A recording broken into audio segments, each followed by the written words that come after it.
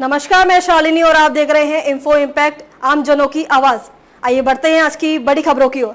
मोहन भागवत ने मौजूदा शिक्षा प्रणाली पर उठाए सवाल, बोले बदलते समय के साथ चलो। लेकिन राष्ट्रीय स्वयंसेवक संघ आरएसएस प्रमुख मोहन भागवत ने हाल ही में मंदिर मस्जिद के नए मुद्दे उठाने पर नाराजगी जाहिर की थी।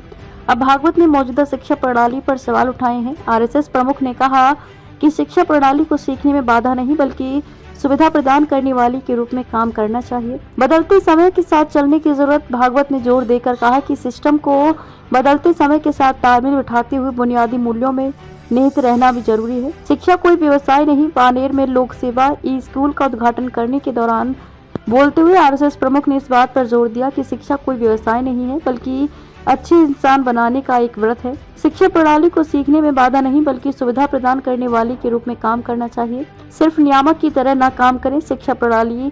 मोहन भागवत ने कहा कि शिक्षा प्रणाली को केवल नियामक के रूप में काम करने के बजाय छात्रों को सशक्त बनाने के साधन के रूप में काम करना चाहिए। उन्होंने कहा कि शिक्षा प्रणाली को सुचारू संचालन सुनिश्चित करने पर केंद्रित होना चाहिए, न कि क्या करें और क्या ना करें लागू करने पर। राष्ट्रीय शिक्षा नीति की सराहना की। राष्ट्रीय शिक्षा नीति एनईपी की सराहना करते हुए आरएसएस प्रमुख ने कहा कि इसे भले ही हाल ही में पेश किया गया हो, लेकिन इस तरह की प्रणाली के लिए चर्चा कई वर्षों से चल रही है। उन्होंने कहा कि कई स्कूल लंबे समय से मूल्य आधारित शिक्षा प्रदान कर रहे हैं।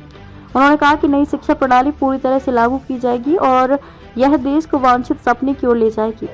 उन्होंने कहा कि हमें समय के अनुसार खुद को बदलने की जरूरत है, लेकिन ऐसा करते समय हमें ये सुनिश्चित करना होगा कि हम अपने मूल मूल्यों से जुड़े रहें।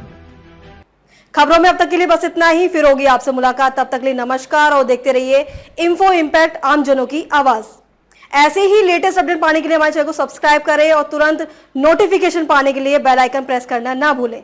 यदि आप हमें फेसबुक या इंस्टाग्राम के माध्यम से देख रहे हैं तो हमारे पेज को फॉलो जरूर करें। धन्यवाद।